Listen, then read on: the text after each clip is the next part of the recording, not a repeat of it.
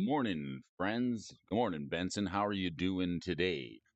Welcome to the show. It's nice to see you here. We've got some Magic the Gathering news for you folks today, some news articles and some interesting discussion for anybody who feels like joining and tuning in her early on the morning show. There's a new broom that has just been invented, and it works so well, it's sweeping the nation. We're going to talk about it here on the morning show, along with other breaking news. A couple of cartoonists have been found dead. We're still waiting for more details, but it's a little sketchy. It's nice to see you here joining friends of the channel, friends of mine. Thanks again for tuning in, no matter where you are watching from. Maybe you've got Brody hanging from the rearview mirror, perhaps in your back pocket, maybe sitting on the dash of the car, or you're just hanging out at the water cooler. I want to thank you folks for tuning in with me here this morning. Wherever you may be, I must ask the question: do you like tracking the prices of Magic cards? Is there enough information out there, or is there just too much gall darn information? Let me do it for you. I'm doing it weekdays on the morning show here with Benson and friends of the channel who like to open up packs and shuffle up stacks of Magic the Gathering cards. It's nice to see you folks tuning in on Brody Vision here this morning.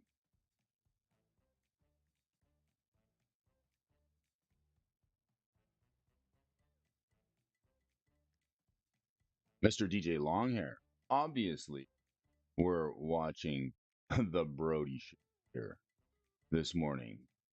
Thanks.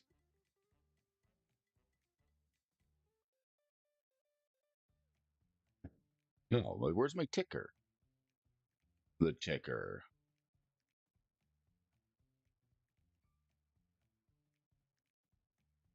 Two channels. Well, let's have a little fun together here, folks, this morning.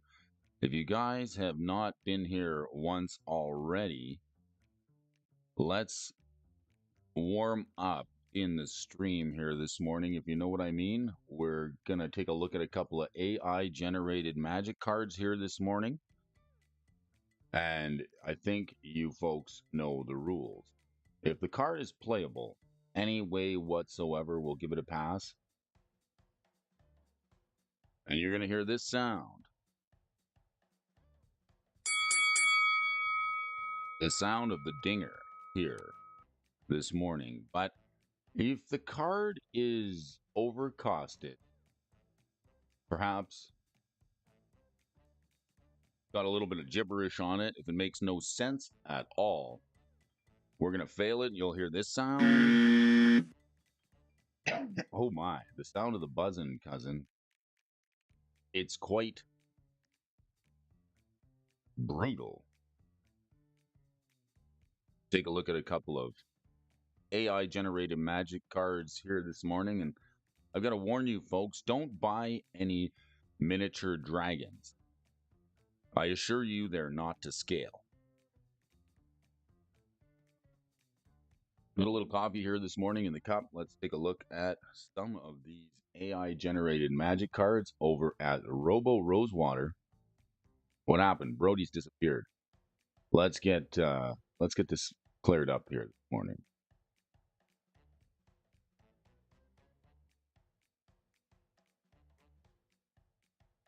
Disappear, reappear. The disappearing, reappearing Brody Alfonso. Thanks for tuning in here, folks, this morning. Let's get the stream going here for you folks at home. What do you think about this card here? Fleshmead Witchbreaker. Fleshmead. Fleshmead, Flesh you. Those long nights and purple drank will catch up to you. Never discuss infinity with a mathematician. I assure you, they can go on forever. Don't trust anybody who's an acupuncturist. They are sure to stab you in the back. But this Magic the Gathering card here, the Fleshmead Witchbreaker, also got a split on it. Split cards here this morning. Let's take a look. The Fleshmead Witchbreaker and Pirate's Laborator. All right, for 1 blue and 3, we get ourselves a Dinosaur Illusion, Dino Illusion. And we also get a sorcery with Aftermath that says put 4+1/+1 counters on target creature, then destroy that creature. That doesn't seem very good. Gets the counters, then it goes to the bin. The free sorcery. No casting cost on this one. Why would you? Why would you want to pay the cost to be the boss? Hard to say.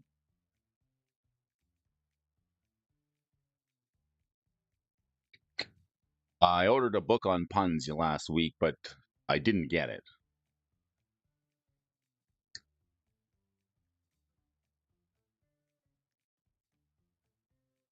All right, let's fail this one. 0 cost sorcery.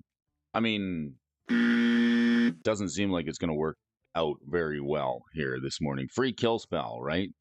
The 1/1 counters seem kind of moot.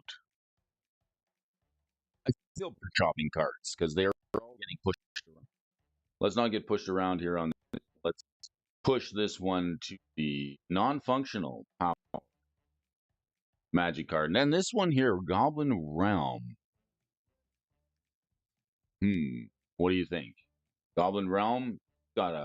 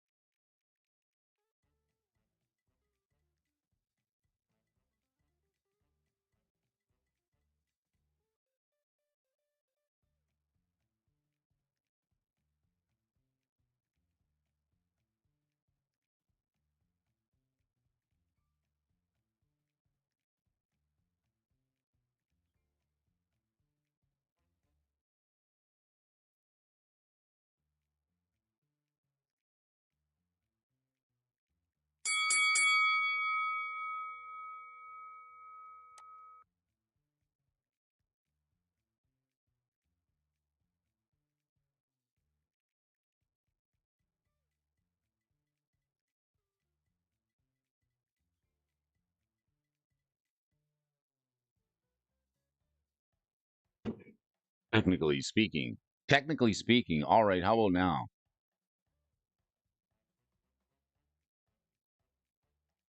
I mean, what do you get when you cross a chicken and a cement mixer? A bricklayer. All right, let's pass this. Let's pass this one here. The Goblin Realm, whenever it deals damage to a player, draw a card, and then you can untap it to tap target creature. It seems all right. We're golden. Everything's working just fine here this morning. Fair, overpowered, underpowered. I think it's fair. This card's fair. And Raisin Barrage. I don't like raisins. It's like a long fairy tale. It has a tendency to drag on. Don't like these raisins. All right, well, if you haven't tuned in here this morning, don't worry. I won't take it personally. I've got a master's degree in being ignored. Nobody seems to care what goes on in the world here this morning. What do you think of the Raisin Barrage? Black and 1 for an instant speed. You may discard a permanent card. A permanent card, and then you may put that card onto the battlefield and Raisin Barrage deals a damage to you. Holy smokes, this thing is a OP. You discard the permanent and then you put that card onto the battlefield. So this thing does basically entomb and reanimate all in one step.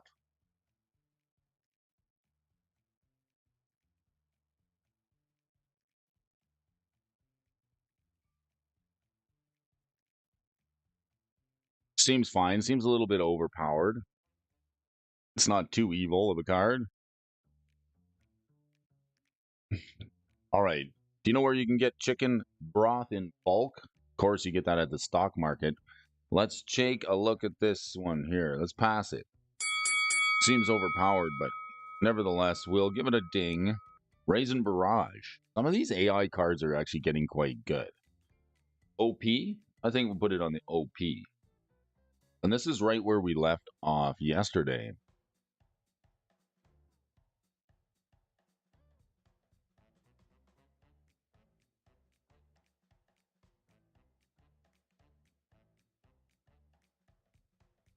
Pyrodon Drifter. Good morning, Dual Brain. Nice to see you here this morning. We're just talking about the new broom that's invented and it's sweeping the nation here with you folks on the channel. Also, a couple of cartoonists were murdered in an alley the other day. The details are kind of sketchy, but we'll have more on that later. World's largest bed sheet was recently discovered in Pennsylvania. We'll have more on that while the story unfolds. And this card here, the Pradon Drifter, is the AI magic card of the day. The 2/2 Defender costs you 4 mana and costs 1 to activate it. Becomes a copy of Pradon Drifter. Activate only if you control 2 or more green permanents. With the Echo.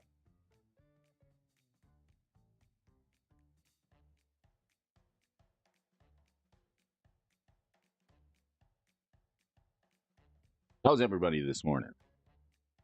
All right, Pradon Drifter. This one. It's not too bad. Not too pretty bad. I think I'll take it. I will take it if you can bake it. And we'll make it. The ticker's off this morning. I'll have to check into that a little bit later. We're having a little technical difficulty here. Morning, folks, fans of Magic the Gathering. Thanks for tuning in. We got some news articles for you folks to read here on the morning show. Interesting. What's going on in the world of Magic the Gathering with stock prices, prices of Hasbro, prices of Magic cards, spoilers coming out, and a couple of new articles to read with you folks today. Thanks for tuning in. I got a cup of coffee.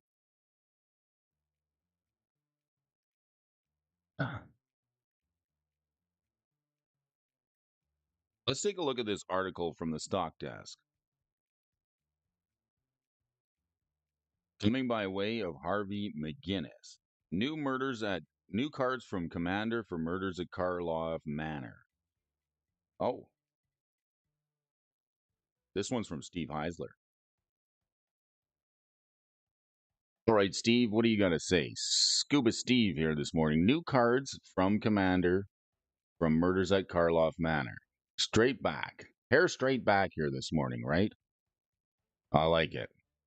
We got Cosmic Seeds in the house. Nice to see you here, Stefan. I did pick up some of those singles for the Commander deck.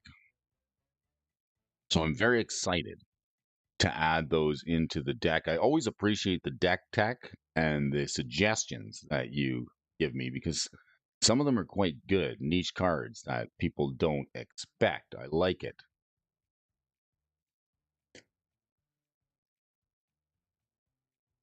All right, getting a clue. These new cards from Commander for Commander Murders at Karlov Manor. We're going to welcome everybody back for another article here by Steve Heisler. The clue is in the air, and clues. The clues are in the clues. Clue is in the air, and clues are in the art at Murders of Karlov Manor releases. But later this week, the majority of listed prices on the set singles are grossly off base. We talked about the cards selling the most yesterday off the new set list by way of card market. So the Prime Novelist being one of the top selling cards from the new set.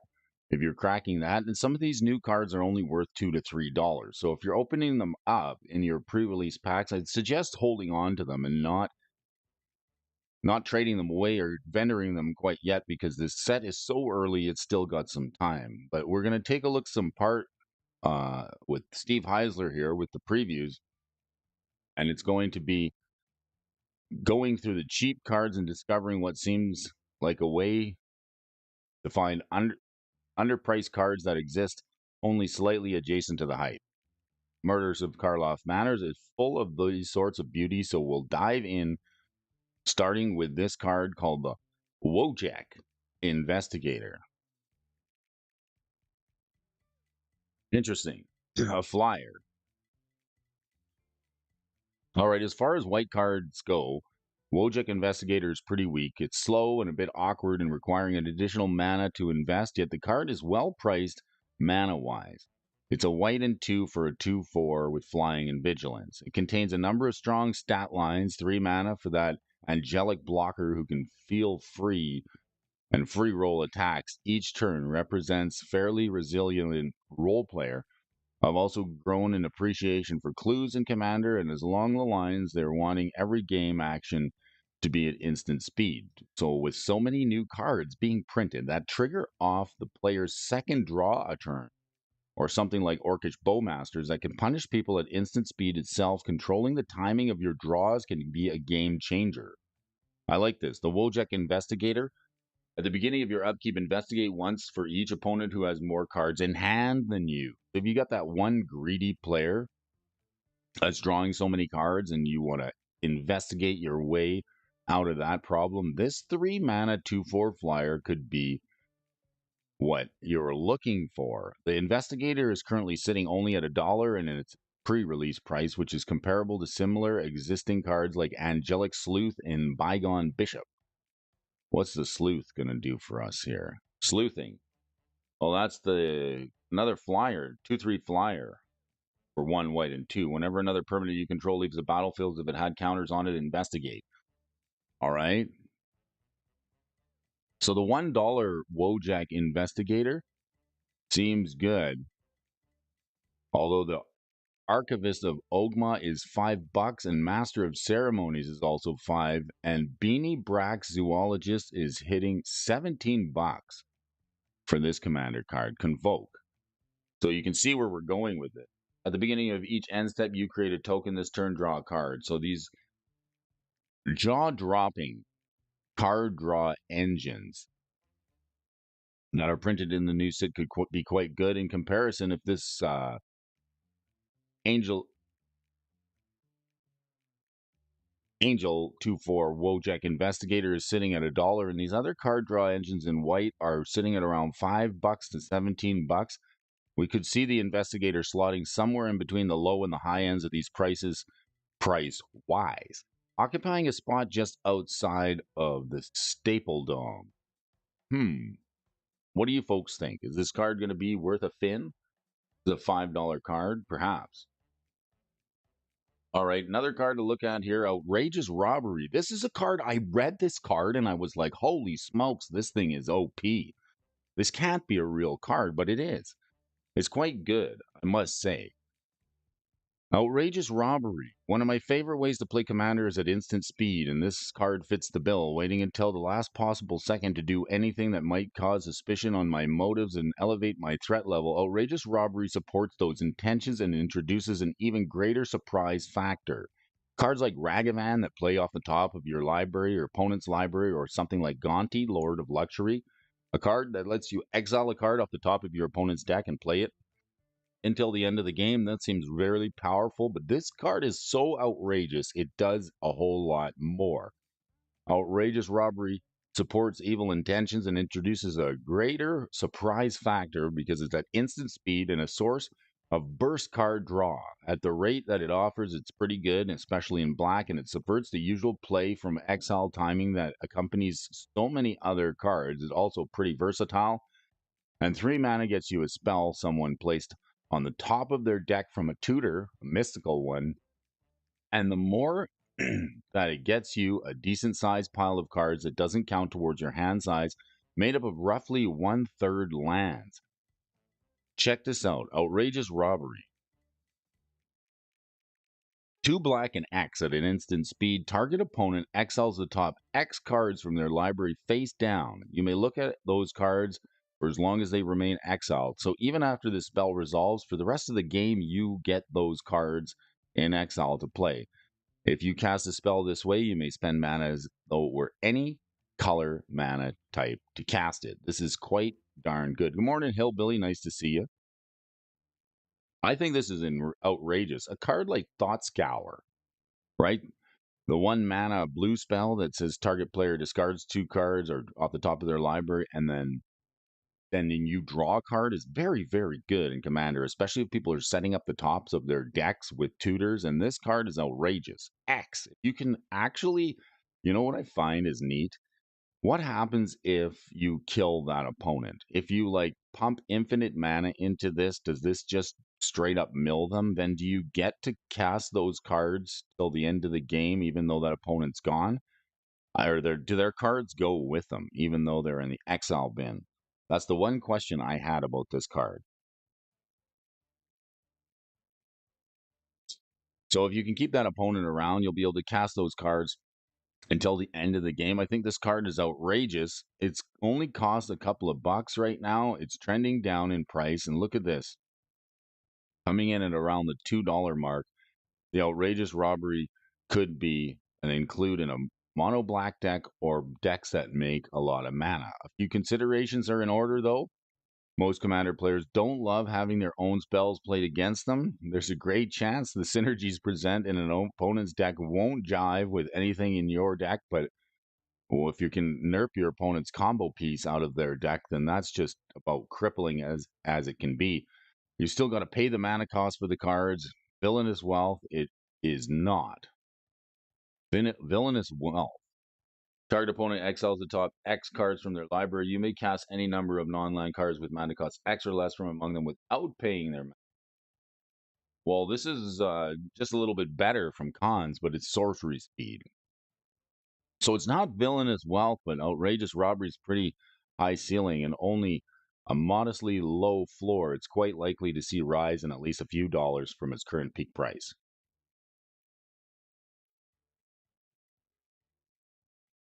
Excuse me, a little sneasel here this morning. So the Outrageous Robbery is another card that makes sense from the new set playing Commander. And these cards that I'm discussing here today with Steve Heisler are all but that.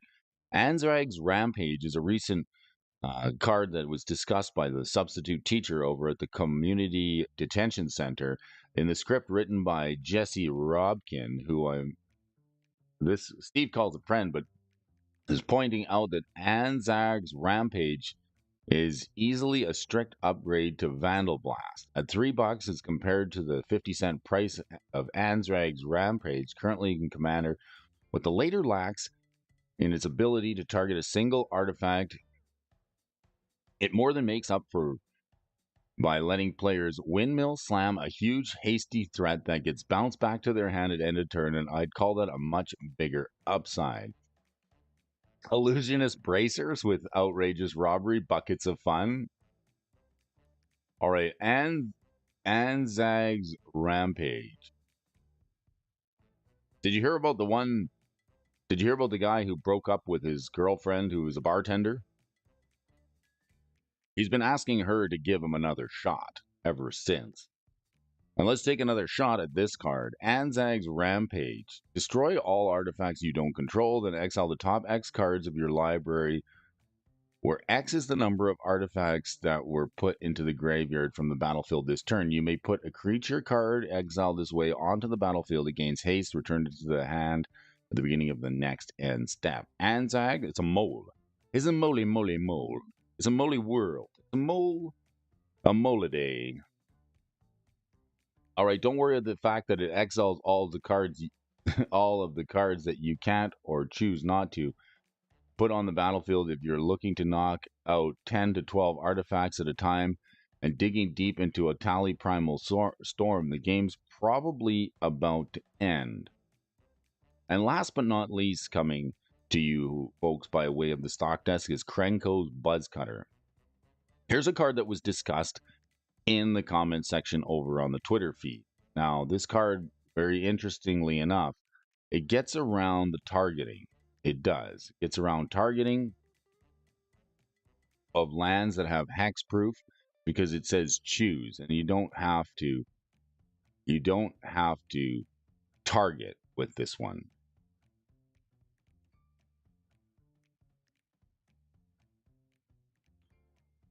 So let's read the card here this morning. Krako's Buzz Crusher costs you 4 manias, 2 red and 2 flying trample. So it's a flample. And when Buzzcutter enters the battlefield, for each player, destroy up to 1 non-basic land that player controls. Notice how it doesn't say target, so you can hit lands with hexproof. For each land destroyed this way, its controller may search their library for a basic land card and put it onto the battlefield tapped and then shuffle. Dalton Stark, good morning, Daltanian. All right, it's nice to see you here this morning, Daltanian. Glad to be of service with you. Here's a fellow that I like to game with. This guy has got a mind for Magic the Gathering like no other. Very fun to play with. He's always building decks, and he's really, really quite the player. An enjoyable person to sit down and play Magic with, and always got a bit of Magic the Gathering tech. He's actually mentioning Thought Scour in Commander. That was actually a Dalton. That was actually a Dalton play the last time we sat down last week. He said, "Aren't you playing Thought Scour? It's a really good way to get around those people tutoring those pesky tutor cards to the top of the library for 1 mana, and it draws a card." What do you think about this card, Dalton? The Outrageous Robbery. How good is this? Instant speed, 2 mana, and then you get to exile the top X cards from your opponent's library face down, and you can look at and cast those as long as the game is being played, and you can cast them by spending mana as though they were any type to cast it. Quite good. Maybe not as good as the 1 mana cantrip that is Thought Scour, but this is a darn good card. So I'm kind of excited for some of these Commander staples. I also picked up a couple of new Commander cards for my deck, including Sylvan Tutor. I did pick up a green Tutor, so that's nice. Michael Superbacker, nice to see you here. I hope to see you on Saturday, Dalton. I missed playing on Monday. It's been a hectic week this week. This week has been very busy. I think it should be in any deck if it's CEH. Yes. I like this as a way of robbing your opponent's tutored card to the top of the library. The Outrageous Robbery seems to be okay. Cards that we're going to want to pick up from the new set for about $1 or $2. These are some of the outrageous ones that are making the headlines here this morning. And speaking of headlines, did you hear about corduroy pillows? They're making a comeback, and they're also making headlines. Just like the world's largest bed sheet, we talked about it. We covered it here this morning. It's more on that as the story unfolds. Just like this, Kranko's Buzz Cutter. So this is an interesting card because it gets around lands with hexproof, right? Because you don't have to target anything. You can actually hit Lotus Field with this. Less powerful outside of CDH. Yes, you need something very good to take it down, don't you? Kranko's Buzzcutter enters the battlefield. For each player, you get to destroy up to 1 non-basic land that player controls, so you can choose a land. This one's a bit more speculative. Hate for non-basic lands is essential. You know how I hate those non-basic lands. There's so many of them in CEDH, and that is the format of choice these days. It's a bit more excessive, perhaps, at 4 mana, but I do like the flying 4/4 trampler for 4 mana, and it's not a bad cost. Maybe it's a little bit niche, but it's nice and not exceptional, especially for an artifact creature susceptible to 2 types of hate, artifact removal and creature removal. But the Buzz Crusher is mostly noteworthy for what it doesn't include, the word target, right? Once its ETB ability goes off, players can activate the chosen land in response. Hexproof lands like Lotus Field can still be destroyed, and the person who casts Buzz Crusher, it's Crusher, doesn't have to declare what they want to destroy until after resolution. I'm not convinced Buzz Crusher has enough upside to warrant the inclusion in a Demolition Field Wasteland. Accomplishes the same effect. And the same thing with very little downside, but the effective wording is unique enough in a way that will increase the price from 75 cents to a few dollars. It's probably inevitable. Nice to see you. Gamey Bob's here. How you doing? We're talking about Commander Staples from the new block. All right, is this a buzzkill? Well, how's everybody feeling about the murders at Karloff Manor, specifically the clue-themed cards that Wizards is printing? Are they cool enough to elevate, hide behind Universes Beyond, or any kind of a bust? Mastermind Plum. Let's see the Plum.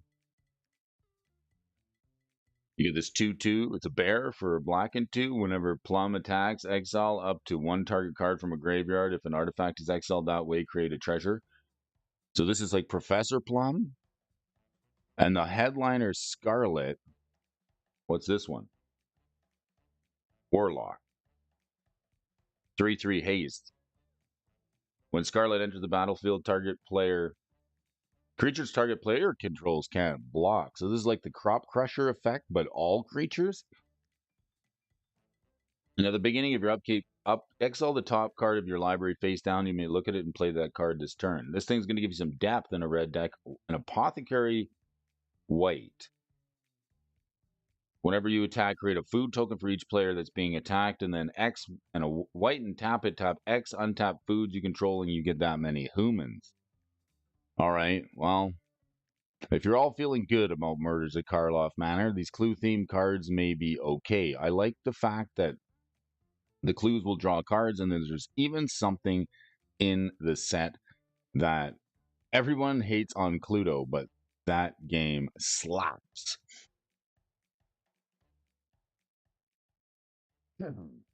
Interesting enough, we're doing a little bit of stock market articles here this morning with folks and friends of Magic the Gathering community. I like to see it. There's a boxing club in town, and there's only one punch bag. I hate waiting for the punch line. Hard to get in.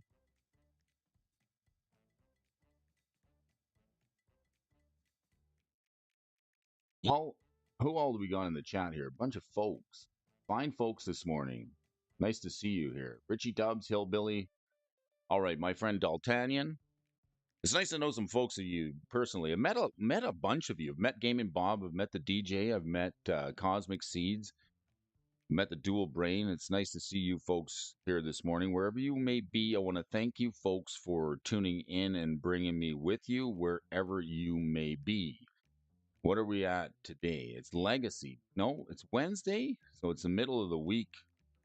It's hump day. We got to get over that hump. Let's see if we can find another article here for you folks. And let's move into seeing what's moving and what's shaking. It's time to move. It's time to shake in your seats. Let's take a look at the Wednesday edition of the Movers and the Shakers here on the morning show. We discuss Magic cards, the prices, and let me ask you folks this question. Do you have a cup of coffee? Do you like tracking the prices of Magic cards? Is there enough information out there? Maybe there's just too much darn information.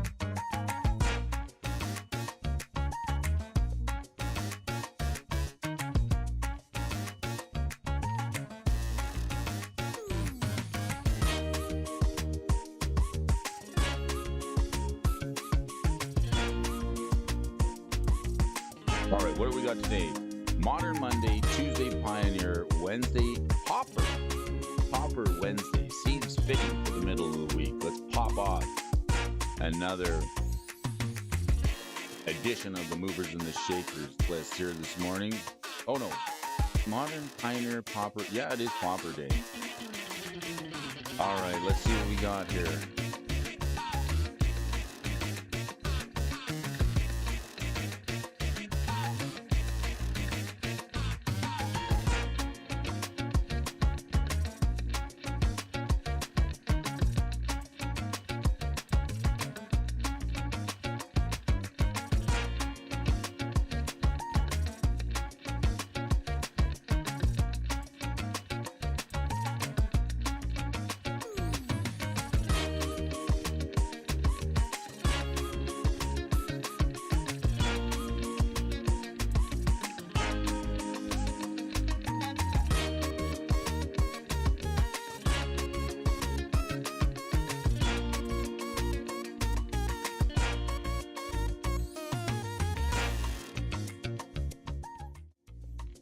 All right, why don't towels tell jokes? They've got a dry sense of humor, but we have got all the humor that you need here this morning. Let's look at the list here. These are the movers and the shakers for Wednesday, February 7th, here 2024. You need you need new fetchable lands? I need some fetchable lands. I like fetchable lands. See here. Have you seen the new fetch lands? Fetchable land.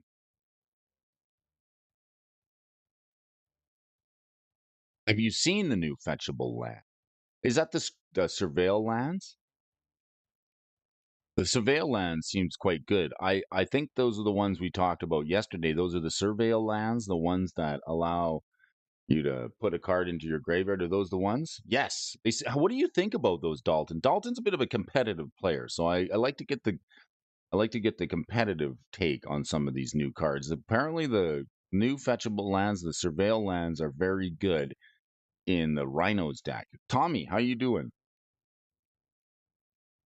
Come to Las Vegas on the 25th to 27th.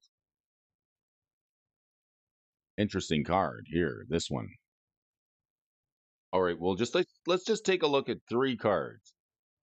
All right, because let's take a look at a couple of cards. So these are the top selling cards according to Card Market for the new set. We discussed it yesterday. These are the top selling cards for the new set. The Forensic Gadgeteer, you're going to hear more about this. And this is the one that it reduces activated abilities of artifacts that you control by one. Of course, this one it's in the rare slot. And the Crime Novelist at number 2 is the top selling cards. And this card, Insidious Roots, is another popular card from the set. So we're gonna monitor that activity and see how popular they are. But I just want to mention to you folks, if you guys are opening packs of the new set and you crack any of those top three, right now they're cheap. They're sitting at $1 or $2 or $3. Long term, they're gonna be worth a few more bucks. So keep those cards close to you. You may want to build with them a little bit later. Dalton says, in most decks, they aren't good, but in two color or in some random decks, they're really good. All right, let's take a look at the Priest of Titania. This thing is the top of the list here. We're talking about Pauper, and that means for you folks watching at home, Pauper is a format where you can only use cards that were printed in common. Now, we talked about upshifting and downshifting of cards where they get moved from common to uncommon, and cards like Lotus Petal, who get an upgrade in other sets when they get reprinted because they're just so good. But we're talking mainly about cards that are printed only in the common slot or have been printed in paper once upon a time. Cosmic Seeds, Stefan, you fan of the Pauper format? I kind of I never played Pauper, but I got my backside handed to me by a young man who sat down at a game store and he said, "You want to play some Magic?" I said, "Sure." All I have is Modern. And he says, "Sure, I'll play you with my Pauper deck," and he schooled me. So his dad was a Magic player, and he'd helped. You want to get into it? I like the finance side of Pauper simply because I never really like when you think of Pauper and you go, man, it's all common cards. It can't be that much money. But and then of course at the same time, Pauper, the name means, got to be cheap, right? The Prince and the Pauper. I mean, what's his name from the Cratchit? Bob Cratchit was a pauper, right? It's inherently meant to be an affordable, cheap format. But I find it very interesting because pauper is stronger than modern. To be honest, you agree? Tommy Siddon says pauper is OP. Yes, I run mono blue counterbalance pauper. I find it very interesting that there can be some common cards that are worth so much. And for a fella who likes to look through bulk and go through the trash and find the diamonds and find the good stuff, it's always interesting when you see some of these cards and look at the prices on some of these older cards and even some of the foil version. So this card, Priest of Titania, let's see, this has got to be in an Elves deck. It's a 1 green and 1 for a 1/1. You tap it to add a mana to your mana pool in the flavor green for each elf on the battlefield. Seems self-explanatory. The mystery booster version of this card, well, let's see here, was printed first in Urza's Saga. Same art. Who do we got for the artist here? It's Rebecca Guay, a very nice artist. So the anywhere from $5. 436 damage. You have no creatures. Your deck isn't even on the table. It stares back at you. I concede. Good card is good. So in an Elves deck, this must be an include, of course. What's the most expensive version of this card? $650 from the Commander Anthology. And it looks like they've kept the Rebecca Guay art on all of these. You know what card I want to get for the lands deck is Excavation. I'm just going to take a minute here because I'm going to digress just a little bit. Prophecy. Look at this card. This card seems really good, okay? I was looking at this card the other day. Now, this isn't uncommon, so it's not in Pauper, but hold on. Hold on 1 second. So I'm playing a lands deck, and I was like, I found this card, and I'm like, I really want to play this card because let's read it. Well, for one, it's got some great art on it. If those of you like the Therese Nielsen art, it's an enchant. It costs 1 and 1, and it says 1 mana, sack a land, draw a card. Any player may play this ability. Okay, so I was thinking to add this into a lands deck and then add some kind of a mind slaver effect. So when you take control of your opponent for that brief period during a turn, you can actually sack all their lands to this excavation. I think like if you could mind slaver your opponent and then you could just like pay into this because any player can do it. I think this would be good in a Mind Slaver deck or something that takes control of your opponent. I'm trying to find, I mean, I guess there's the Emrakul and then there's, how much is it? It's 37 cents, Michael. It's a 50-cent card. It's very cheap. It seems really good. The foil version is $7.50. From Prophecy, I would like to pick this up for $7. Does it come in foil? Yes, it does. What a deal! I like this card, and this is an older card from Prophecy. Only 50 cents or $7.50 for the foil version. So this is a card I'm really excited to build with. It reminded me of looking up another card called Trade Route. Trade Route's another interesting card. About the same mana cost, I believe. Yes, and then you get to with this Trade Routes. Return target land you control to owner's hand, and then discard a land card from your hand to draw a card. So Trade Routes basically returns a land to bounces your land, and then if you discard a land, you get to draw a card. And I think the Excavation might be a little bit better and a little bit more fun if you can somehow Mind Slaver and Excavation. You're right, more buckets of fun, right? And so I'm trying to figure out like what else can we do to take control of our opponent during their turn. I don't know if Word of Command would allow you to do this because it's cheap as 1 mana. So I mean, the Emrakul would allow you to do it. Mind Slaver, anything else that would let you to take control of your opponent just for a quick moment while this is on the battlefield. I'd love to activate that. I really would. Buckets of fun. Guess what? You sack all your lands and draw a bunch of cards. I mean, good luck with those new cards in your. But the way I want to play it is recursion, playing lands from the graveyard and playing multiple lands per turn. So if you get the Excavator effect or a Crucible of Worlds, that could be quite okay. So that's where I'm reaching for with this lands deck. Perhaps Mind Slaver lands. All right, decks playing the Priest of Titania. Let's look at the chart on this. It seems to be moving up in price. It's good to be here with you folks this morning. This card, has it seen any price action? I want to go to let's go to the Urza Saga version. Holy smokes, look at this. Let's get Brody's pen here. All right, I got to say it with you folks. Don't be fooled by any imposters out there. All right, you see somebody putting lines on Magic the Gathering charts, all Brody wants to do is put lines on charts. If you see somebody out there in the world of Magic the Gathering finance putting lines on charts like this, just remember, we did it here first, folks. Don't be fooled by cheap imitations.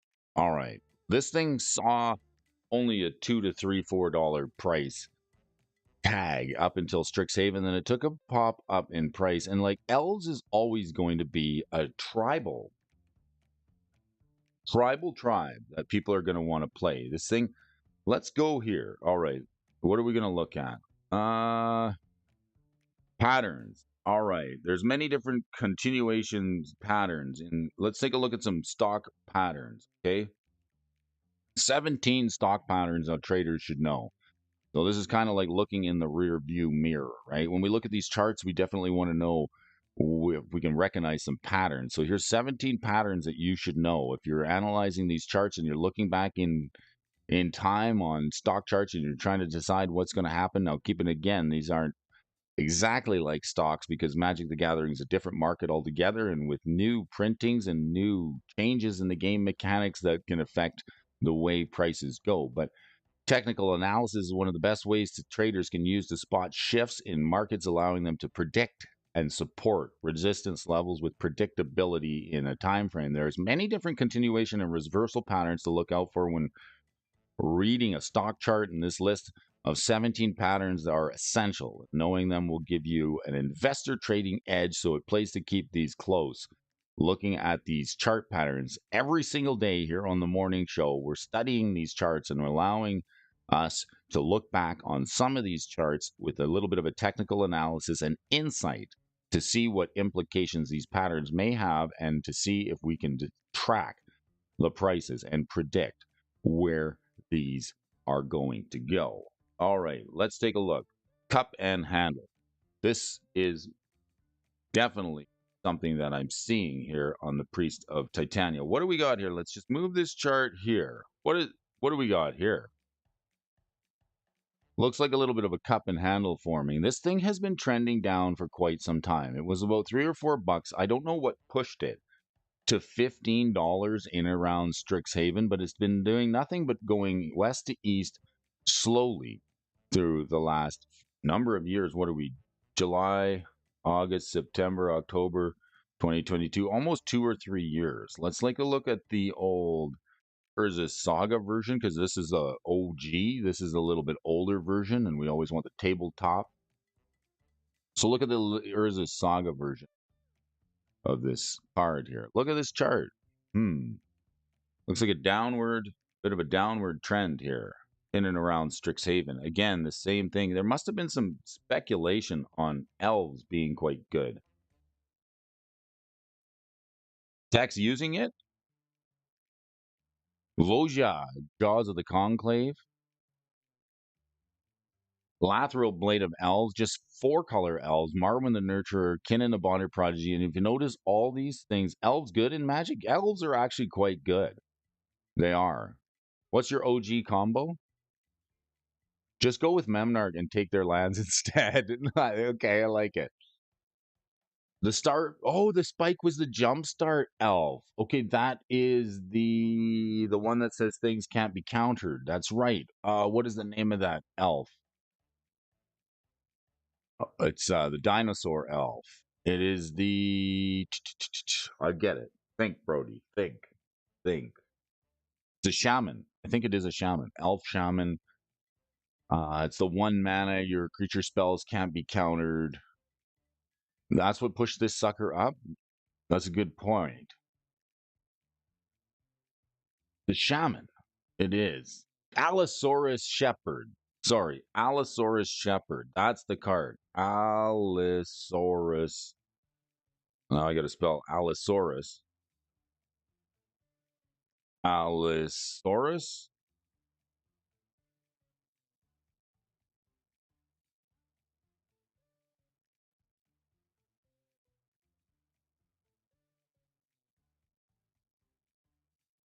Brody can't spell. Allosaurus Shepherd.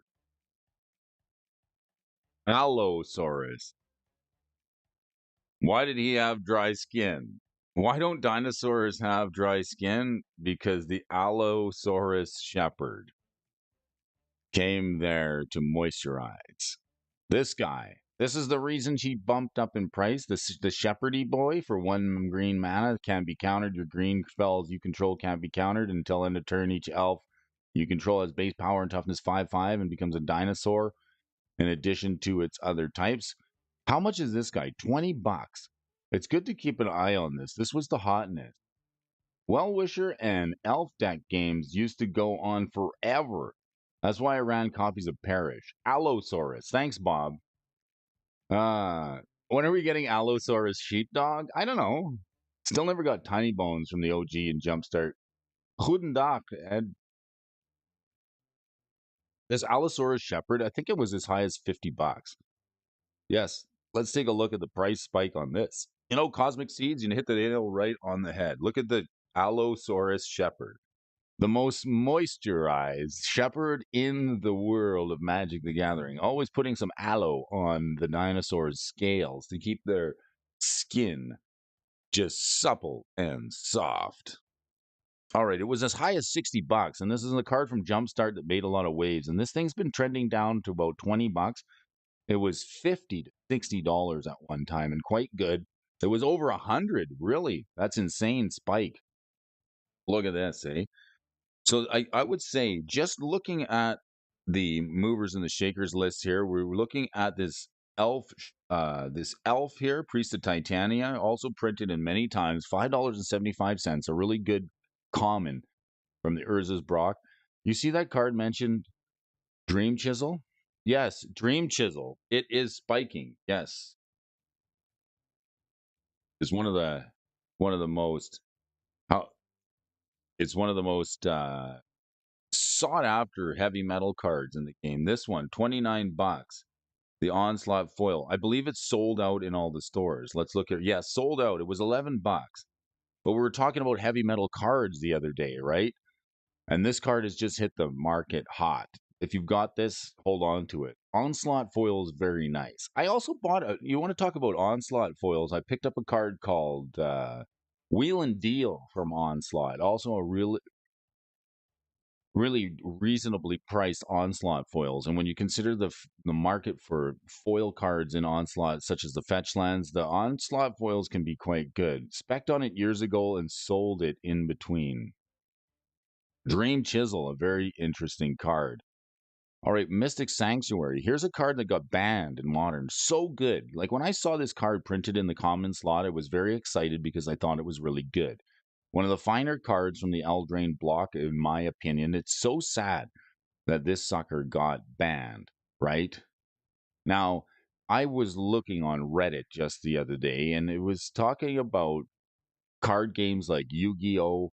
And a few other ones that went just so hard into power creep and newer sets that are just way overpowered. And then all of a sudden they had to start unbanning cards because it became irrelevant to ban some of the cards with the new, more powerful cards. So I think that's the kind of the point we are going to get to.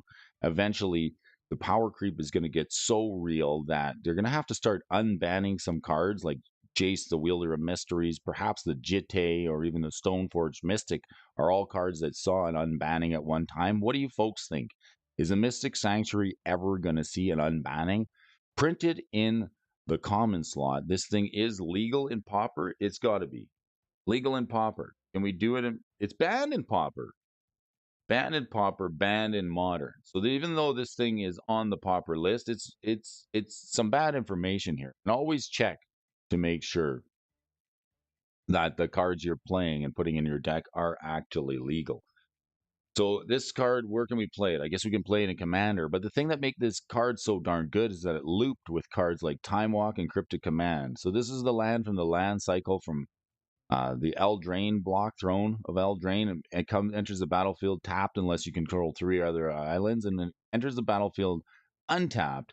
You get to put an instant or sorcery card from your graveyard on top of your library. It's pretty good. Cosmic Seed's been a Alchemist. Let's take a look at that one too. Morph guys shouldn't get reprinted in foil.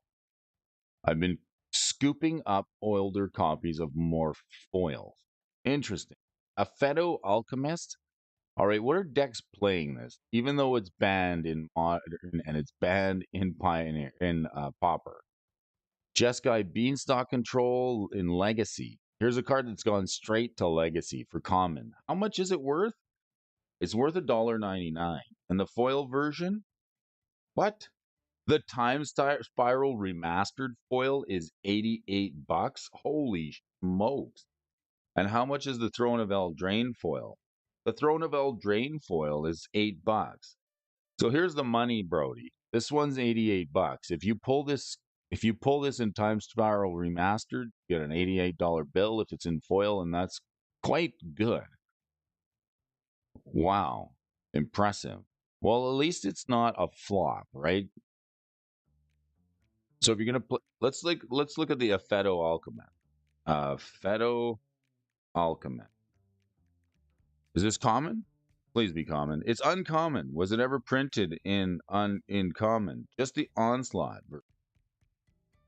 Man. Okay, so it says 1/2 human 1/2 wizard. You tap it to untap target artifact or creature. What? This is really good, especially in a Time Vault deck.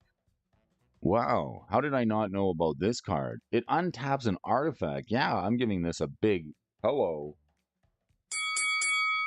Especially, like, I mean, here, I mean... Buy low, sell high, that's my motto. I may just quit my job at the power plant and become a full-time stock market guy. I think we do this long enough, we're going to quit our job at the old bicycle shop and just become a full-time Magic the Gathering card buying and playing and selling guy, if that's even a thing. But this card's really good. I mean, I was always looking for ways to untap the Time Vault with Twiddle and Voltaic Servant, Voltaic Key, but this thing is really darn good. It seems busted. You untap target artifact or creature. Well, how come this thing hasn't seen any price action, considering the One Ring is card? It seems very good. Look at the chart on it.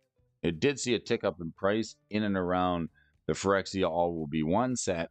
Right around here, there must have been something that synergized with it to want to push it higher. But this card is very good.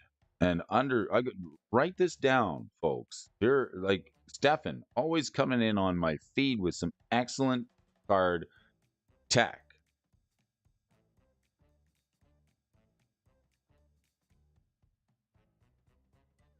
Brody just sent you a price chart on discard for Allosaurus Shepherd.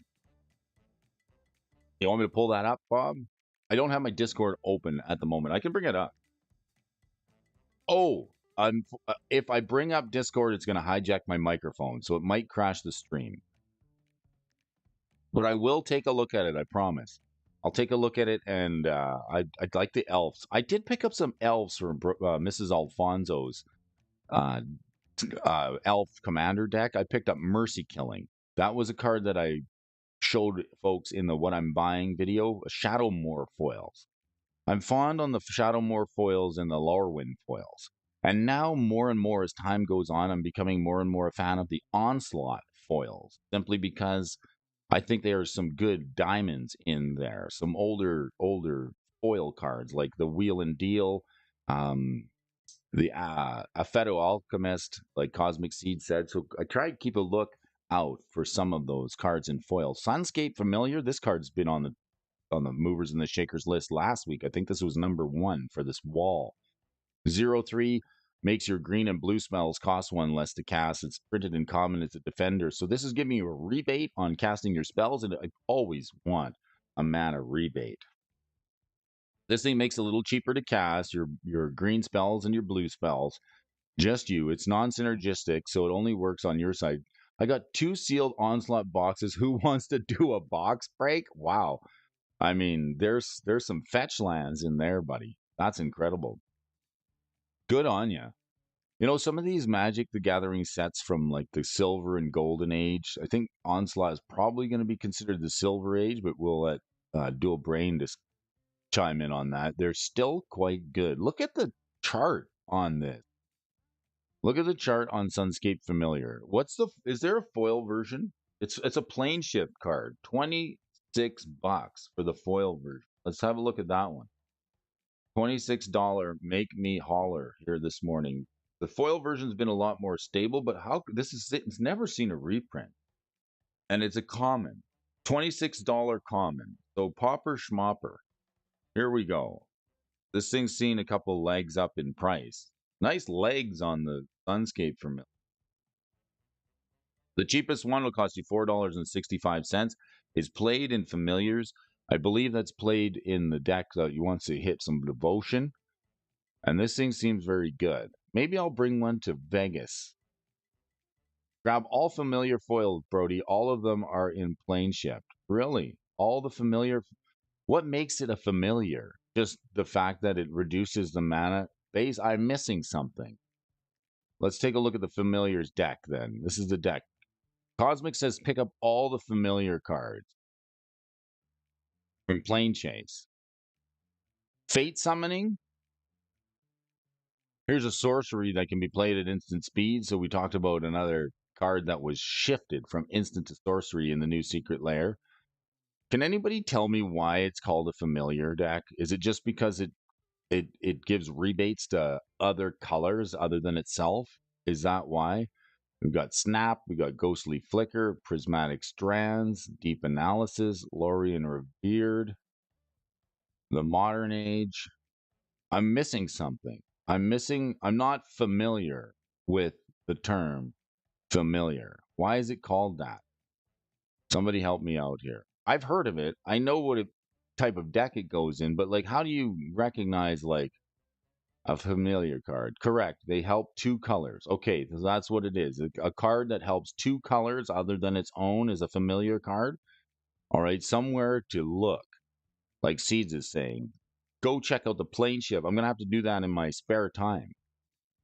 Take a look at the plane chase block and find those familiar cards. Relic of Progenitus.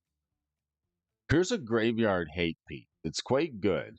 And there's been some discussion whether the Soul Guide Lantern or this card is better. The player rating on this thing seems to be interesting. This uncommon was printed at common once already in another set. I believe is the Master set. Yeah, it's $8. So this card here, Relic of Progenitus, some people like this better than the Soul Guide Lantern. Boy, that was more difficult, but I just sent the Allosaurus Shepherd price chat via email in the email link. Okay. You want to see we want to see the Allosaurus Shepherd. Let's shepherd in. Let's shepherd this into the stream. All right. Bob, let's do it. Let's get that link up for you folks. Did you send it to AlphonsoInvestments at gmail.com? All right, let's go.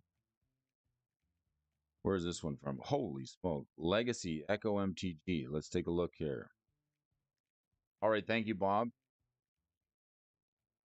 We're talking about elves and we're talking about Allosaurus Shepherd here in the Priest of Titania. Let's pull this chart back here. Echo MTG, not a bad site. This one goes back. Holy moly.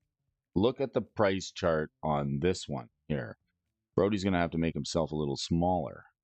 Brody's going to shrink, or you shrinking down to size. This thing has seen, set the time span to all. Here, yeah, we've spanned her back to 2020, but look at this sucker. This thing has been like lifetime graph. This thing has been as high as almost $150, and now it's come down to about the $20 level. I think it's now maybe a time to pick up the Allosaurus Shepherd if you haven't done it already. I don't know how much lower it's going to go. It could even get bashed a little farther with a reprint, but a card like this seeing it tick up to about $150 in Jumpstart, I think it might have something to do with the fact that Jumpstart was such a low print run set, and I don't think that they're going back to Jumpstart. Any other printings of the Allosaurus Shepherd other than the Jumpstart? 150 bones. Also the story of this is also the story of Jumpstart. Indeed. Well, thank you for that, Gaming Bob. And like I say, you can always reach me at the email if you guys want to drop me a line. I appreciate the insight, especially on this card. Allosaurus Shepherd. I like this Echo MTG site. I do.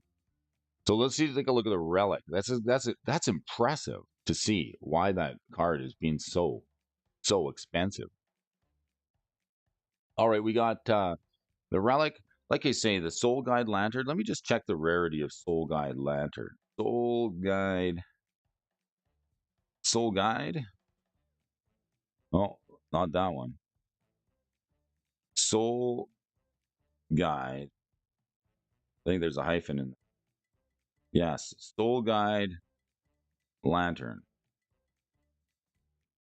Is this one printed in uncommon? Was it printed in a rare? Okay, so the Soul Guide Lantern, what it would do if I were you folks, there's a couple of pieces of graveyard hate that you're always going to want to keep on hand. Now, if you're ever going to go to a tournament, this is one of the biggest mistakes that I've made over the years is not keeping a little bit of graveyard hate, especially for modern tournaments.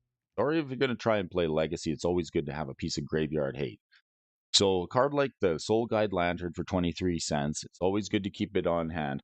This one says you sack it. It enters the battlefield, you exile the card from target player's graveyard, and then you tap and sacrifice the lantern, exile each opponent's graveyard, and then you pay one and tap it, Soul Guide Lantern, and sack it, you draw a card. So this is 23 bucks. The other one is Nihil Spellbomb. Nihil Spellbomb is a 1 mana artifact that you tap and sack it, exile target player's graveyard, and if it's put in the graveyard from the battlefield, you can pay a black and draw a card. So a common theme on some of these 1 mana grave hating artifacts, always quite good. But it would seem to reason that the one piece out of all of them is this card that people seem to like a little bit more because this one costs you $5, $5.18 for the Relic of Progenitus. Why is it so much more? It's 500% more than the other ones. Well, you tap it and target player exiles a card from their graveyard, so you can just tap it and then they have to choose one. If you can keep up to the cards going into your opponent's graveyard, that's great. But in a mill deck or in a storm deck, it's going to be very difficult to try and keep up to them. But it's also got this 1 mana where you can exile the relic and exile all cards from all graveyards. It also hits your own graveyard, so if that's a downside, but you don't have to tap to do it, and it draws you a card. So this utility of this artifact is quite good. It's been printed a few times. What's the foil version worth? Foil version, Eternal Masters foil, $8. Where was it made in common? Plane Chase? It was a Plane Chase common. I'm gonna have to take a look at Plane Chase because I didn't open any, didn't play during Plane Chase, so it's kind of interesting to see some of these familiar cards and some of the expensive ones. SGL makes you pick. Soul Guide Lantern makes you pick. Yes. Not Pauper, but Tormord's Crypt is also a graveyard piece. Yes. And Shards of Alara. I love it. Well, the point I'm getting at is if you ever decide to go to a Magic the Gathering tournament, say you're daunted, you're like, hey, I just want to try playing a tournament. When you find these cards at the common slot, that these three in particular, the Soul Guide Lantern, the Relic of Generis, and the Nile Spellbomb, common, Bazooka Bog, another great graveyard piece. Thank you for that, Benson. Appreciate that. Yes, Bazooka Bog is a land. And the reason I like these is the Bazooka Bog is a land and it taps for black, but lands are colorless, so you can put them in any deck. But I think these pieces of 1 mana graveyard hate that are in artifacts are always good to have on hand for the sideboard if you're ever going to play in a tournament because they will slot into any colored deck. It seems like it's preferred in black because the spell bomb will let you draw a card, but it's not necessary to be playing black in order to run these artifacts. So a good little piece of tech to keep in your back pocket if you're ever going to go to a tournament, especially a modern tournament, and you need like a 25 cent or a couple dollar piece of graveyard hate, keep a relic in your pocket, keep Nile Spellbomb in the sideboard, or keep a Soul Guide Lantern in the sideboard. They're quite handy. Glint Hawk. Let's glint a little bit. Give me surgical extraction or give me death.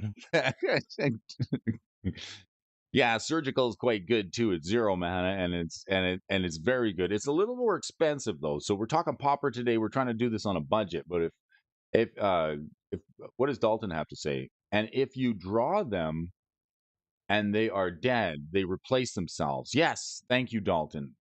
A very good point. If you draw them late in the game, you can just replace themselves because the card draw effect on it is quite good. I don't think surgical extraction replaces itself, but I don't think that's why you're playing it. I think you're playing it at instant speed to react to your opponent trying to do shenanigans out of the graveyard. Good morning, Prime. Nice to see you, Dennis. How you doing, buddy? All right, Glint Hawk, the 2/2 for 1 mana. We get a 2/2 flyer for 1 mana. What, dude? A 2/2 cutbacks. Holy smokes, we're going to have to offer a little bit more for you folks for 1 mana. Okay, there's got to be a downside to this. Good morning, Dennis. Nice to see you. All right, what do we get with the Glinthawk? All right. You get a 2/2 flying creature that enters the battlefield. Sacrifice it unless you return an artifact you control to its owner's hand. Okay, so what are we doing with this? I always double D's in the house, Dennis, and the dual brain. Nice to see you here. Nice for bringing the chat bringing the chat home this morning, Dennis. Appreciate you big time. So, fine folks discussing Magic card. What artifacts are we going to be blinking to our hand with this Glinthawk? I immediately, for some reason, I see like the prophetic prism. Is this something you're going to want to blink? The prophetic prism? Okay, let's see. Prophetic prism. I like the prophetic prism. It's a little expensive. It costs 2 mana, but it says when it enters the battlefield, draw a card. So if you blink it with the Glinthawk, you can play it again and draw another card and replace the Glinthawk. The Prophetic Prism also fixes your mana, so I guess if you're playing a multicolor deck, the Prophetic Prism would be good. I believe you bounced the lands. Oh, the artifact lands. Daltanian. You guys, folks, give a salute to my friend Dalton. He's a good buddy of mine, and it's nice to have him here putting in some valuable comments here on the we salute you in the channel. So immediately what comes to mind is me as a prophetic prism, but some folks would say, Dolly, you bounce the lands. So when it enters the battlefield, sacrifice unless you return an artifact you control to its owner's hand. So perhaps the artifact lands, is that where we're bouncing? It's got to be the artifact lands from Mirrodin. Okay, let's take a look at a deck list. Holy smokes, this thing's gone up in price. Let's look at the holy. Why is the Glinthawk going up so rapidly? All right, let's just calm down here just a minute. This chart is out of this world. Now let's just bring it back just a little bit because we did see a price spike. This thing has seen steady growth since 2017. Is this because how many printings of it is there? How many versions? Scars of Mirrodin. The foil is $12. Scars of Mirrodin. Well, in 1 mana 2/2 seems quite good at any cost. But let's see here. This thing has spiked up in price. It was sitting at around 40 cents, and now it's $2.50. What was printed that made this so good? I think so. You can just turn one in. It gets up from a desk to grab Scars of Mirrodin Commons, right? Kylan Ferdon. Getting up from your desk. It's never been reprinted. The foil version, what did they say? It's worth $7? And this thing's 12. The foil version of this is spiking. Decks using it, Jeskai Affinity, Boros Synthesizer, Mardu Synthesizer. Was there something printed that makes this thing really good? I'm thinking an artifact that enters and draws a card, but I mean, perhaps the lands, Jeskai Affinity and Pauper. What are we seeing here? Lands, artifacts. Oh yeah, I think Dalton's right. Ancient Den, right? You can play it for turn 1 off the Ancient Den and return it to your hand. It's just value. 1 mana, 2/2s. The Ornithopter, I guess. Yeah, you can bounce the Ornithopter. Why? There we go. Okay, so 0 mana artifact. You can pay 1 and tap the Ancient Den, and then you can play it. If you got an Ornithopter to back it up, you get 2 creatures for 1 mana. We got the Ginger Brute. Glinthawk, Thraben Inspector. I guess you can bounce your blue token. Affinity, Frogmite. It's too bad that the Glinthawk is not an artifact itself. Could be a little better. Thoughtcast gets you Affinity. Experimental Synthesizer. And the Springleaf Drum and the Synthesizer. This almost looks like the art from the Jurassic Park film. It's always been a Boros Pauper staple. 0 mana flyer, never been reprinted. So Glinthawk finding its way on the movers and the shaker, taking a couple 100% uptick. I mean, check your bulk, right? Journey to Nowhere. This card is going nowhere. Oh, and a Mercadian Masks card coming up. All right, for everybody. For Cosmic Seeds, we got an interesting Mercadian Mask card coming up. Journey to Nowhere enters the battlefield, exit target creature. This is from Zendikar.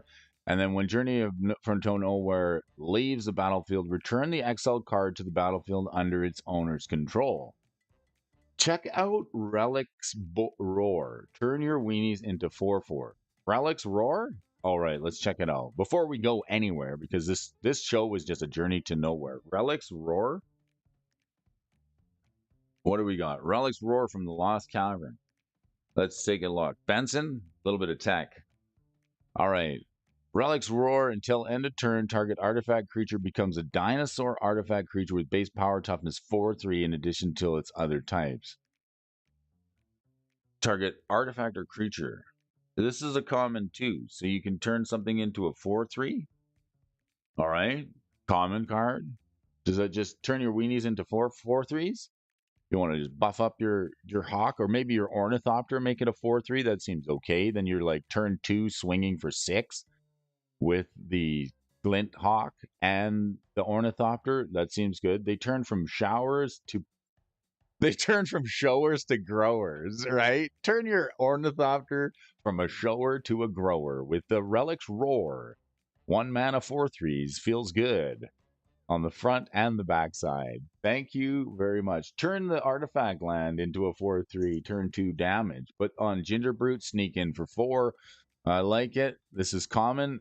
Relic's Roar from the new set, Lost Caverns, Ixalan. Very cool. So yeah, if you're playing Pauper, you got to come up with new creative ways to get in for more damage, and this could be another way to do it. Like cards like Giant Growth, perhaps like Unstable Mutation, also something that's going to buff your guys. Unstable is going to stick around for a couple of turns, but the Relic's Roar, is that played in Pauper? It's got to be. Relic's Roar, standard commander, but the turning your creatures from little bitty guys to big throbbing threats on the battlefield. Put Relic's Roar on a common with double strike, and then you get 8 damage. I like it. So Journey to Nowhere, there's a card that's going nowhere. When it enters the battlefield, you exile target creature. And when Journey to Nowhere leaves the battlefield, return the exiled card to the battlefield under its owner's control. It's common, 1 white and 1 enchantment. I think it's just strictly good removal, right? It's got to be decent removal at the very least. It's common, and I think you don't get a lot of choices in the Pauper format because you got things like Oblivion Ring that do the same thing, and then even the Flaying, the new one that costs 1 less for each color of mana you have. This Journey of Nowhere, you don't have a lot of choices for Oblivion Ring in the Pauper format, so perhaps this is why this is the one to get.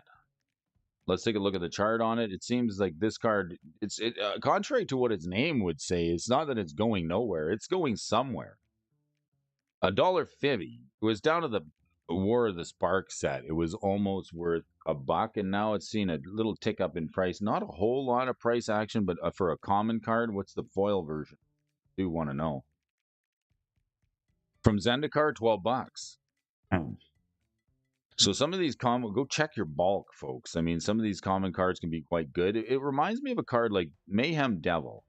I mean, Mayhem Devil is quite good. Now, I know it was reprinted, but the War of the Spark foil was quite good. Here's an uncommon. Like, this is why folks are like, foil, Brody, why do you like the Spelunking card? I mean, this is a card that only had 1 printing up until late, and it was in the War of the Spark set. I know it just got reprinted in Ravnica Remastered because people want this card. But look at here. It's still in the uncommon slot, and the retro foil is $4 or $5. Now, the regular foil from War of the Spark, I have 1 of these. I opened it in a War of the Spark box, and I got an uncommon Mayhem Devil, and it's worth a $20 bill now. Oh, by the way, do you have a Mayhem Devil? You need one? I have 2 Mayhem Devils. Oh, and I also have to look for the tower for you. What's the tower? I'll look for it here. Now that I caught up with you there, Dalton. I got to look for the Etherflux Reservoir for you.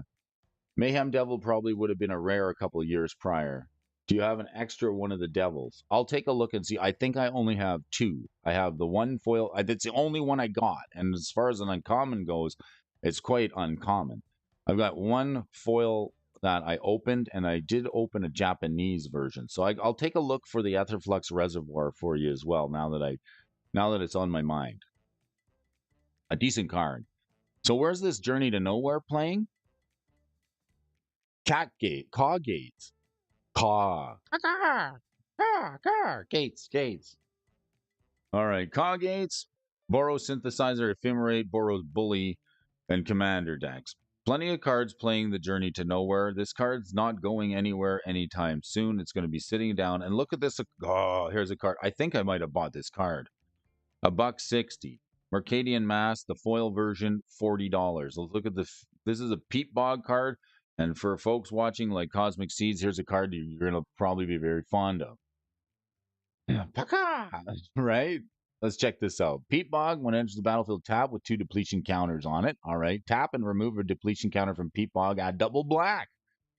Enters the battlefield, tap with 2 depletion counters. Add double black. If there's no depletion counters on Pajuka Bog, sacrifice it. So, like, with Proliferate being a thing in formats now, does that make cards like this with the depletion counters actually better?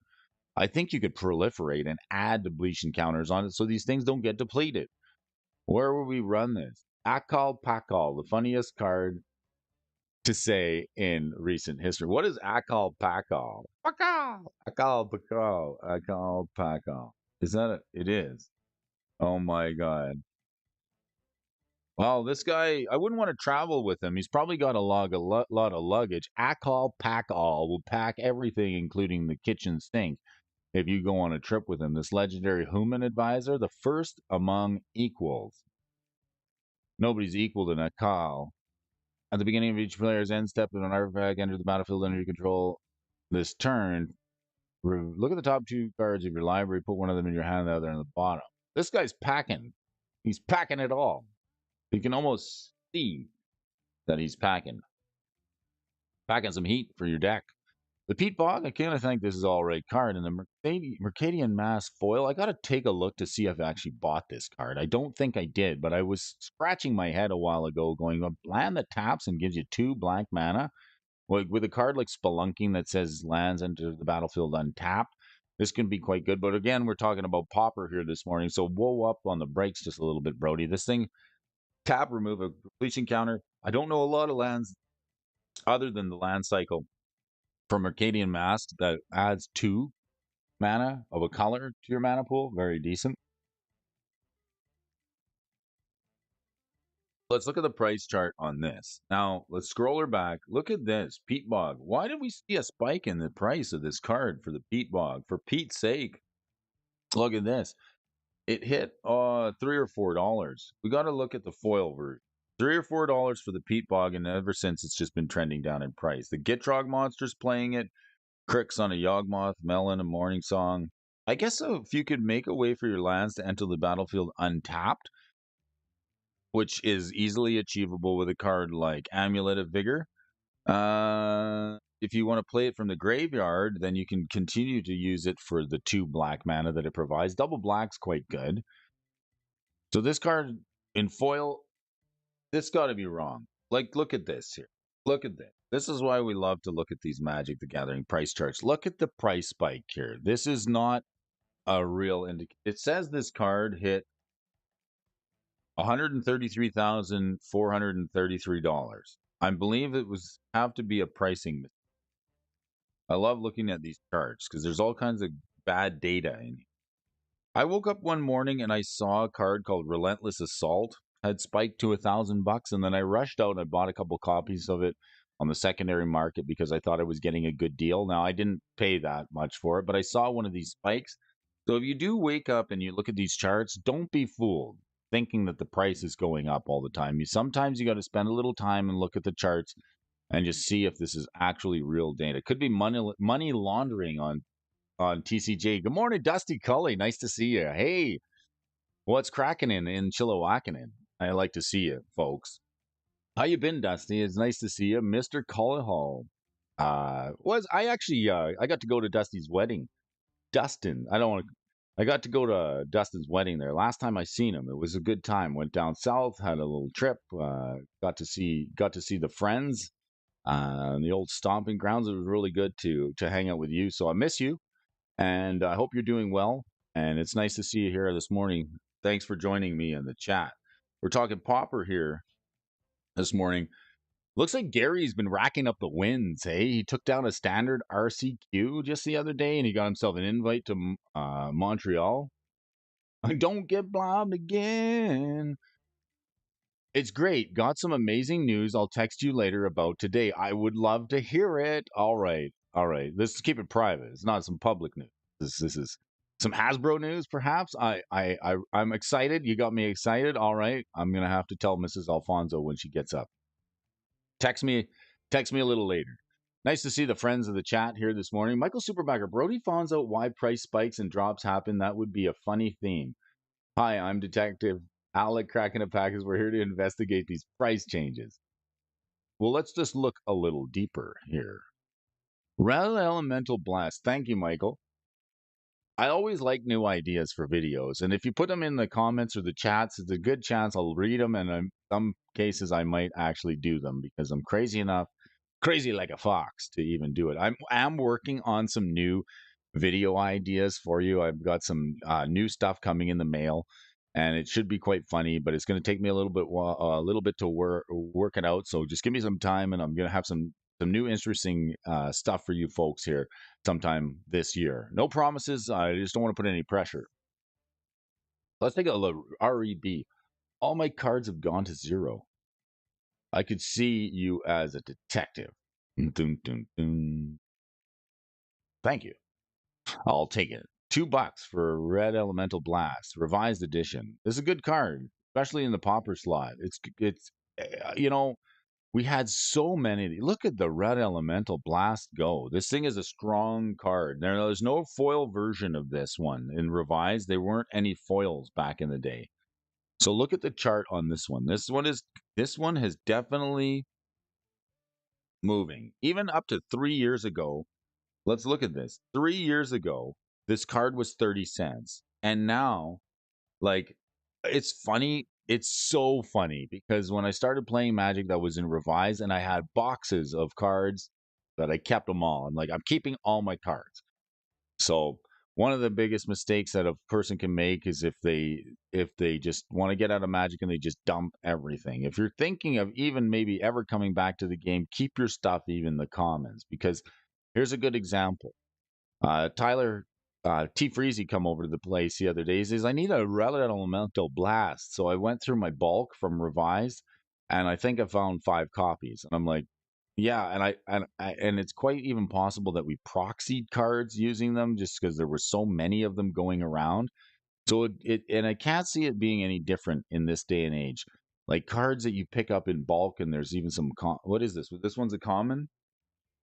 If you give it some time, cards can actually be worth a couple of bucks. Now this is $3, $2.80 USD. So that's about $50 Canadian. So this card's actually worth something. The beta version of this is $100, which is quite impressive, and the alpha version is $262 for a common. But if you want a copy that shuffles, you can get the unlimited version for $5. There's plenty of other printings of the card all the way from 4th edition. 4th edition is even worth $2.20 for this common. Holy smokes. $3. Time for a reprint, right? And what about the Masters 25 version? $37 for the foil Red Elemental Black. Are you kidding me? Holy smokes. I think I actually even have this. See, it's good to even go through some of these popper lists. And this is why I like the popper list, because you get to go through if you're getting out, right? I think dumping modern stuff now isn't a bad move. Like if you have Goif, you got it $80 in 2018, you should sell it. I would probably put it under my pillow and be like, I am never parting with this Goif again. I paid so much money for it. I can't bear to part with it. I would rip it in a little bit of pieces and use it as mattress filler. I know, it would be sad feeling to get Goif at like $80. I know, and Goif has fallen from grace. We talked about Goif the other day, and just such a powerhouse creature in the world of Magic the Gathering, and now it's just I mean it's still decent. Like a couple of buddies like Sean still play it in modern in the rock, and it still sees a little bit of play, but it's not as threatening as it used to be. Goif used to be so good when the rock was a popular deck, and at $80, I mean that's kind of an expensive card. We're playing more CEDH. The fall from Goif, exactly. All right, and what else have we got? The Slippery Boggle. Here's a card I've lost to too many times to count, and it makes me disdain this card more than anything else. In fact, when I see somebody playing it, I just want to put a fish in their mouth and be like, "You slippery son of a boggle! This thing is expansive."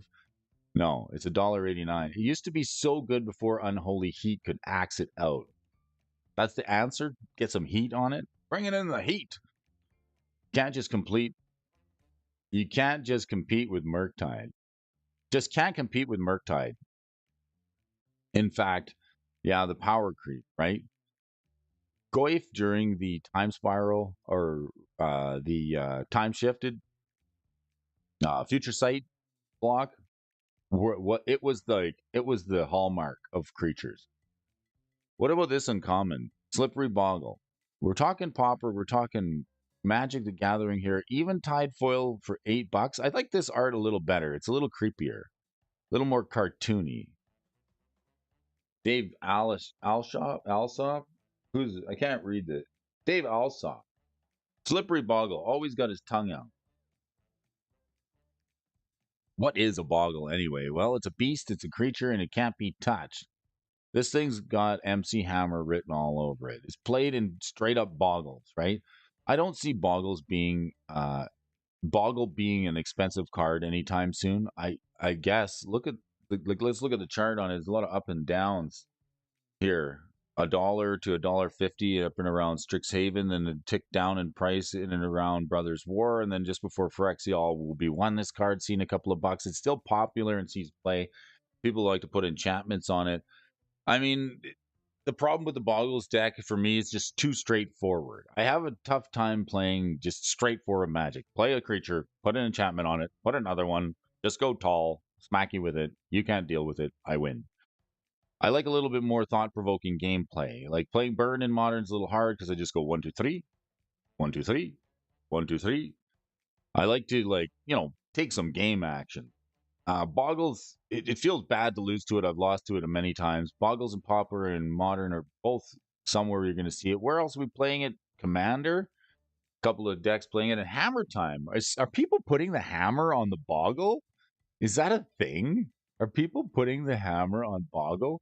100%. If you're getting out of Magic for good, now selling out of your staples might not be a bad idea. Like if you had a collection of Modern in 2018 and quit, your collection has depreciated so much by now. Is it ever going to come back? Let's see here. What are we putting? How many Boggles are we putting? Creatures: Thopter, Esper Sentinel, Gingerbrute, Kemba, the Ka Enduring, Durstill, Paladin, Stoneform, Magic, Reality Chip. Okay, so we're not playing it. Boggles and Burn Police are the format. I like thought-provoking game takes, like 100 turns. I like thought-provoking gameplay takes, 100 turns. I do too. I like thought-provoking gameplay. The Boggles deck just isn't enough. Like it's not thought-provoking enough. I guess you know if you just want to play a Boggle and put enchantments on it and Voltron it out and swing for the win, sure. But I do like the decks that make you think. One of my favorite decks that I ever played against Dustin Cullahall was he played the Cycle Drakes deck in Standard, and that was something that caught me completely off guard. Drake Haven, what a cool card. Making Drakes at instant speed, cycling cards, and making 2/2 flyers, and just not knowing where that was coming from. Another pretty fun deck play against.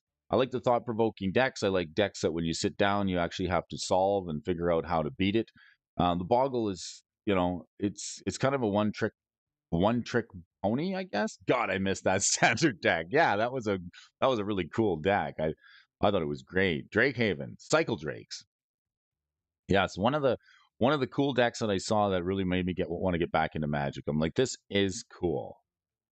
Snow-covered swamp. Snowlands from Modern. Are this thing seeing a move on the movers and the shakers here this morning? Oh my goodness. Let's take a look here. Snow-covered basic swamp. I don't know what else to say about it. It seems like a decent card. I mean, the snow-covered lands. All right, let's take a look at one more article here for you folks about the secret layer. I want to thank each and every one of you folks for joining me here on the morning show. If you like tracking the prices of Magic cards and you like something to talk about in the morning, if you got a cup of coffee, no matter where you are, you got me dragging from the bumper of your car. Maybe you're hanging around the water cool like with the boys from Seinfeld. Maybe you and George Costanza are just going to head into a meeting and you want to catch up on some Magic the Gathering before you do. Wherever you are, I want to say thanks for taking the time to say have a good morning and let the sun shine here this morning on the Brody Alfonso Morning Magic the Gathering show. We're talking about the secret layer here this morning. A little bit of, I'll tell you a secret here this morning.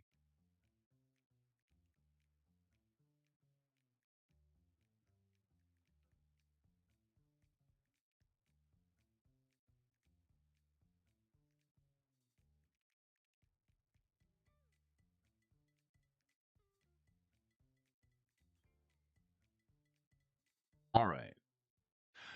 We got some detectives here. Speaking of detective, look at this guy. He's got his detective hat.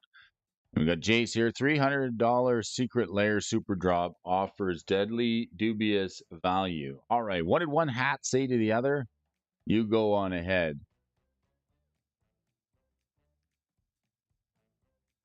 He stalled out. Could be due to a coffers in Modern. Hot dice. Nice to see you. Running hot this morning. All right, the $300 secret layer super value drop offers deadliest dubious value. Decidedly, if you head over to Dual Brains channel, I liked his take on the secret layer. It was quite a good one. The secret layer super drop that happened just a couple of, I think it was just a day or so ago, was only open for 6 hours where players could get their fill. If you had only 6 hours to get it, you either got it or you didn't. And after its own miniature spoiler season, the latest Secret Lair Super Drop is now live. Aptly named the Secret Lair Winter 2024, it offers an usual cavalcade of gorgeous reprints for the first time foilings. As if it wasn't enough to get excited about, Wizards is throwing a wrench into the works at this time in order to speed up the Secret Lair shipping. Wizards of the Coast has sacrificed availability. Interesting. For the first time in the Winter 2024 Super Drop, it's made a limited sale run, and only so many copies of each secret layer are available. I believe it's 2 per customer. While we haven't been told the exact print numbers, this completely changes the game as FOMO can completely take over. Are you foaming? Are you foaming and moaming at the mouth to get the secret layer? I'm not. I'm just going to sit. I'm going to strictly pass. All right, scalpers and value hunters have to contend with acquiring the latest secret layer cards, and they no longer be easy feat to get them. And that will be the case at least provided that the 6 new secret layers sell out ahead of schedule. Currently, it remains to be seen whether or not that will happen, and nothing has sold out quite yet. Beyond the FOMO gripping players, the new limited run distribution will likely affect secondary market prices once again. The extent of this is currently unknown since we don't know how scarce each secret layer is depending on supply. These new reprints could be massively volatile, and that too remains seen. See?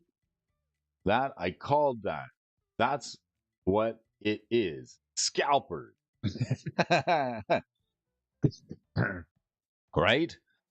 All right, let's scalp along this article together. Ultimately, thanks to the 2024 Super Drop being limited run, getting your money's worth is more important than ever to some players. Thankful we'll be here to make sure you can do exactly that with a complete financial breakdown of the Winter 2024 Super Drop. Before we get into the juicy details, we'll discuss a few things.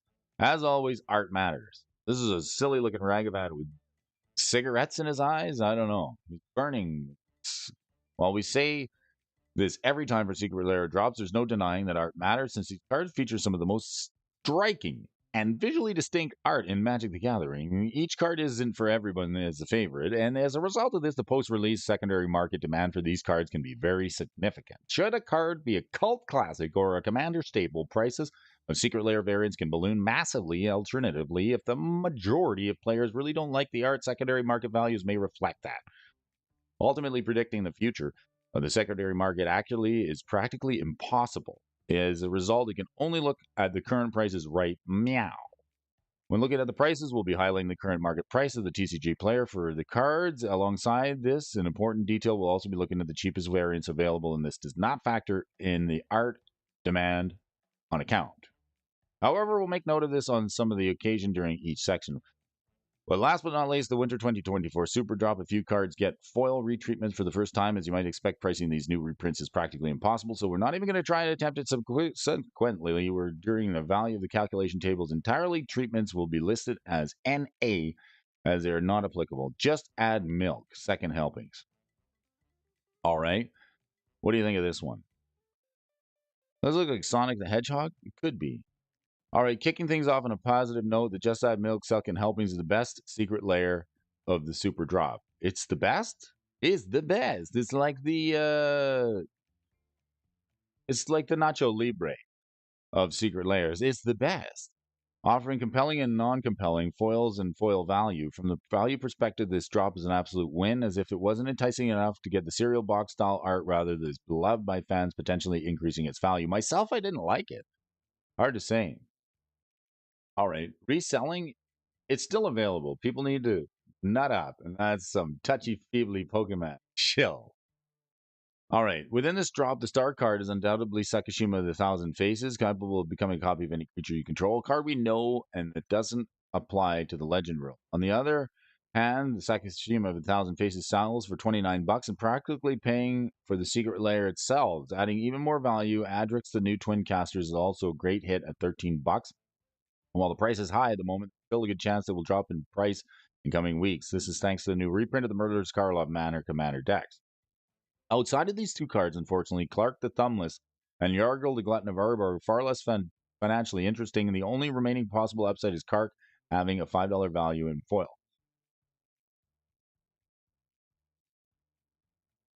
Similarly, the Kark the Thumbless and the Sakashima of the Thousand Faces, these two partner together in a commander deck, and their value is definitely intertwined. Overall, the Just Add Milk Second Helping Super Layer drop is undoubtedly the best from the Winter 2024 Super Drop. Whether or not you're looking at the non-foil or the foil variant, you really can't go wrong.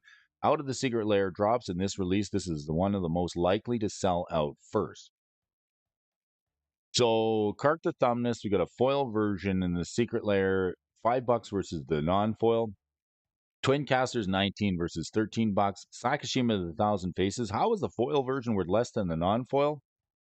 And we got Yargle, which ain't really worth much.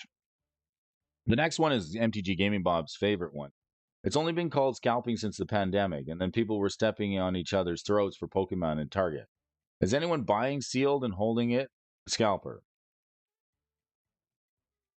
Is anyone who's buying it sealed and holding it a scalper? I don't know. I don't think so. I mean, I hold lots of sealed product, and I don't see this as being any different. It'd be nice to buy two, sell one, and then get your money back. If you could do that, then you're up. That's called being clever. All right, so the Hardboiled Thriller is an interesting version of the Secret Layer Super Drop that's coming out. I think this one is quite interesting because I like the art on this one. This one's more my style. The Dire Undercurrents, Obeka the Chronologist, Reconnaissance. I do want the Obeka card. It seems good, but there's not a lot of value there. Dire Undercurrents, $10 to $23 on the black market card at $16. Then we got the Murders at Karlov Manor. I'm not too big of a fan of this one, but nevertheless, it seems okay. What do you folks think? If you guys want to check out a little bit more discussion on the Secret Layer Super Drop, I would suggest you check it out over the Dual Brains channel.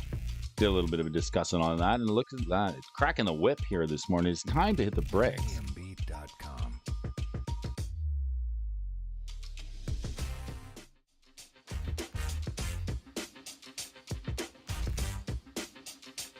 All right. Thank you all for tuning in this morning. It's been a hell of a show.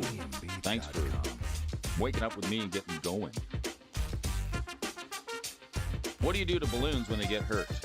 You get helium.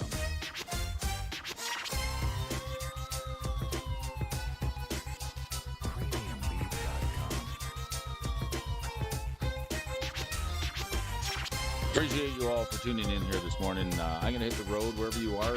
Thanks for taking Brody with you. If you like tracking the prices of Magic cards, let me do it for you here on the morning show. I hope you all have a great day wherever you are. Beautiful and amazing people from around the world who like to tune in and talk shop, talk Magic, jank, brews, prices, combos, interaction, gameplay, sweet deals on new products, and cards of old. Nice to get your fill here on the morning show. We're going to do it again tomorrow. This Wednesday edition. Now, I'm going to turn it over to my friend, Ron Burgundy, who's going to take us out on a little intro this morning with a little bit of jazz blues.